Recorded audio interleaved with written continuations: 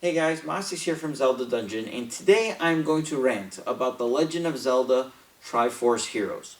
When they first announced the game earlier this year, I was a bit optimistic because I did enjoy Four Swords, I did enjoy Four Swords Adventures, and I even enjoyed the multiplayer aspects of Phantom Hourglass and Spirit Tracks. That said, I did have some concerns about the multiplayer. But on the other end of the token, I liked A Link Between Worlds, the graphical style, and the way the game played. So to me, Triforce Heroes was a merger of the A Link Between Worlds gameplay with the multiplayer aspect of Four Swords. What could go wrong?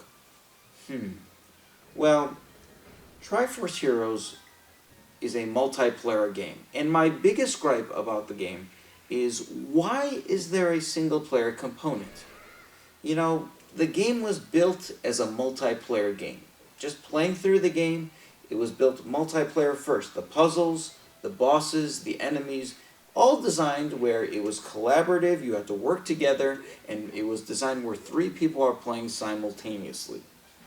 Somewhere down the line, EGNU would jump in and be like, you know, we need a single player experience. So let's just throw in a single player.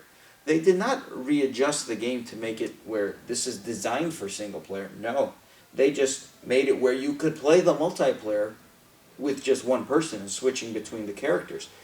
It did not work. And it took some puzzles that were well designed and made them incredibly frustrating. It took some boss battles and some enemies that were fun to battle with multiple people, and then they were incredibly annoying.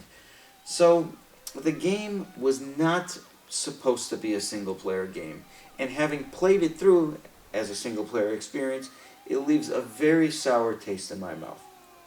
I look back at Four Swords for the Game Boy Advance. That game suffered because you needed multiple friends, you needed a four-way link cable, you need 4 copies of the game, you needed 4 Game Boy Advances, and you needed to all be in one location just to play Four Swords with 4 people. There was an insanely large barrier to enter if you wanted to enjoy Four Swords the way it was played. Now, looking at Triforce Heroes, it suffers from none of those problems if you want to play Triforce Heroes, in this case 3 players. You don't need to be in the same location. You can play it online. You don't need to have a link cable. You don't need to get all your friends together and arrange your schedules to be at the same place. No, none of that. You can play it on the internet. There's very low barrier entry. You can play it with friends. You can play it with strangers. Anything you want. The game is very easy to play online. So I understand why after like Four Swords, they wanted to make Four Swords Adventures single player because they realized a lot of people didn't play it multiplayer the way it was designed. In this case, anybody could play this game multiplayer. Anybody could have done it. So why water down the game with a single player experience when it was perfectly fine multiplayer? I think the game would have been a lot more enjoyable if people, in a way, were forced to play it multiplayer. Since I know, looking at my website, looking at the statistics of my walkthrough of how many people, like the drop-off from Chapter 1 to Chapter 2 to Chapter 3, there's a lot of people that played this game that just did not get very far.